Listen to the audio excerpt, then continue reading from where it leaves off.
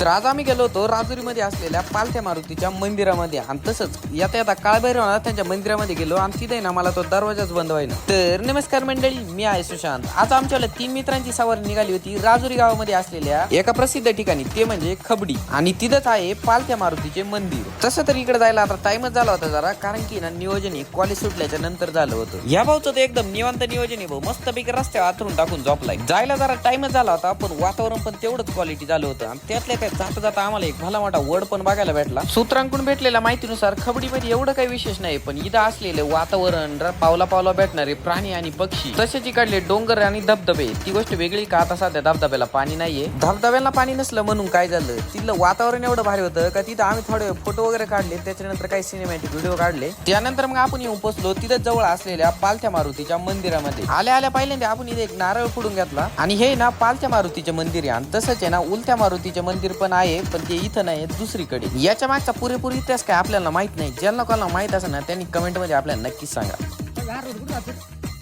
लोणावळा हे नाही लोणावळा नळव ना, त्यामुळे याला कोणी इथलं दर्शनी वगैरे घेऊन आवरल्याच्या नंतर आम्ही तिथं घाटाच्या खाली असलेल्या भैरवनाथांच्या मंदिरामध्ये गेलो होतो. पण नेमके आम्हाला जायला टाइम झाला होता म्हणून मंदिर पण बंद होतं. इकडे आम्ही बाहेरूनच दर्शन घेऊन निघालो होतो, पण मला ना दरवाजात बंद व्हायला नको.